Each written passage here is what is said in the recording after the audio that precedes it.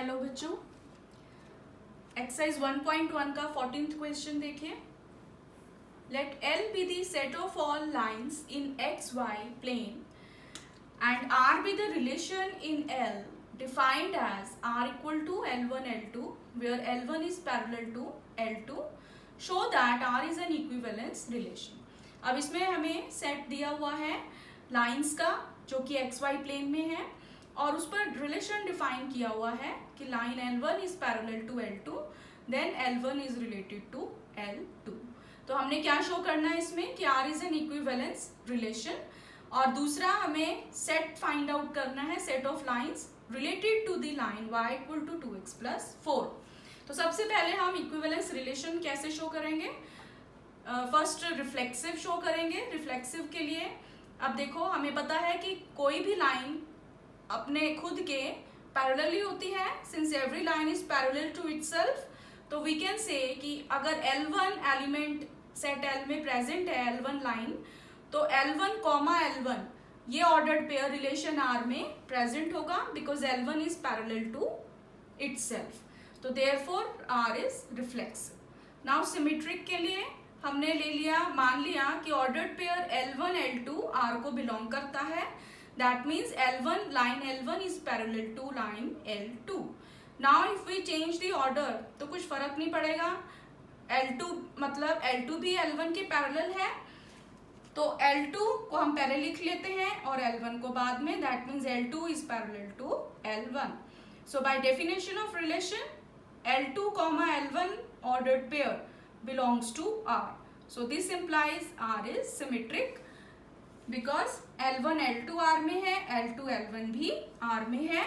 It satisfies the condition of symmetric relation. Third is transitive के लिए देखो तो L1 L2 मान लिया हमने R में है तो by definition of relation given L1 is parallel to L2. Second L2 L3 ले लिया वो भी मान लो रिलेशन R में है तो this implies L2 line is parallel to L3. Now L1 is parallel to L2 or L2 is parallel to L3. So we know that if a line is parallel to two lines then two lines are also parallel to each other. अगर एक line दो lines के parallel है तो वो जो दो lines हैं वो आपस में भी पैरेलल होंगी। तो L1 is parallel to L3 तो that means ordered pair L1 L3 belongs to R. So this implies R is transitive. तो transitive भी है ये। तो यहाँ से हमारे पास अब R रिफ्लेक्सिव भी है, सिमेट्रिक भी है, ट्रांजिटिव भी है। That means R is an equivalence relation. Second part में अब हमें फाइंड आउट करना है find the set of all lines related to the line y equal to 2x plus 4।